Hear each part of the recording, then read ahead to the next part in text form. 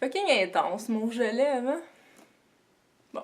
Salut tout le monde, c'est Mel Janard et aujourd'hui on se retrouve pour la deuxième suggestion de ma série de Noël. Ça va être assez différent que ce que j'ai présenté la semaine passée parce qu'aujourd'hui je vous parle du livre que j'offre à ma sœur. Donc Karine, si tu regardes cette vidéo, ça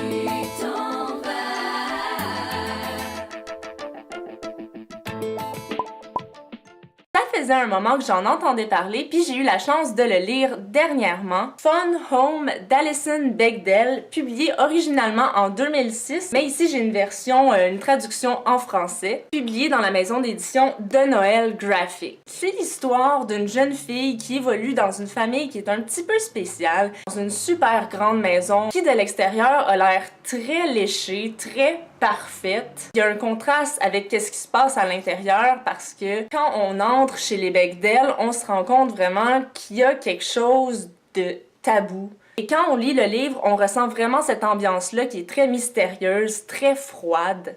Vers la fin de l'adolescence ou le début de l'âge adulte, Alison découvre qu'elle est lesbienne. Puis à ce moment-là, il y a comme une porte qui s'ouvre et elle va apprendre que son père, en fait, est gay. Mais il est toujours resté avec eux dans la famille, dans la maison familiale.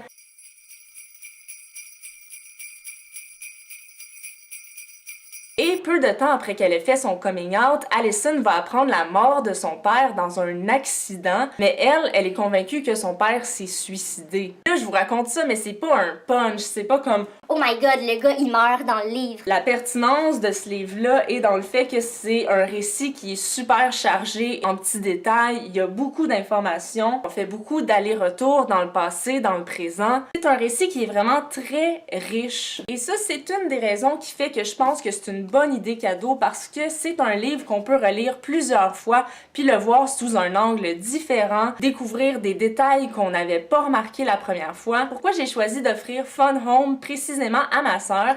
C'est parce qu'elle étudie présentement à la maîtrise en éducation spécialisée puis elle travaille sur l'intégration de la littérature queer dans l'enseignement du français au secondaire. Est-ce que ça pourrait être lu au secondaire? Je pense que oui, au deuxième cycle. Et là, vraiment, sans aucun doute, je pense que si la littérature queer nous intéresse, c'est vraiment un livre qu'il faut avoir lu, qu'il faut avoir dans sa bibliothèque. Après avoir lu ce livre-là, je suis allée voir des entrevues avec l'auteur Alison Bechdel sur YouTube, puis c'est vraiment une femme qui est intéressante. Je pense que c'est quelqu'un d'iconique, si on veut, en ce qui a trait à la littérature queer, mais aussi à la littérature autobiographique. Si vous connaissez des gens qui s'intéressent aussi à la psychologie, à l'enfance, c'est vraiment une super belle idée de cadeau à offrir. Honnêtement, c'est peut-être un livre un peu plus dispendieux que les autres suggestions que je vais vous faire, mais c'est tellement un beau livre. Une super belle édition. En France, vous n'aurez pas de problème à le trouver non plus.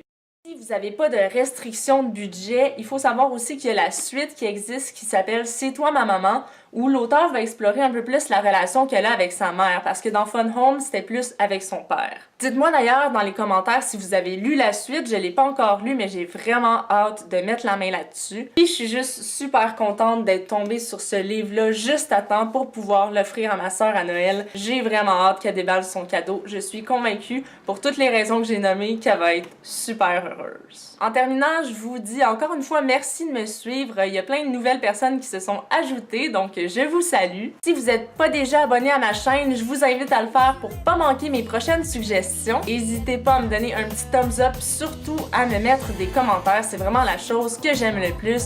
Vous savez que vous pouvez me suivre un peu partout sur les réseaux sociaux et on se dit à la semaine prochaine. Bye!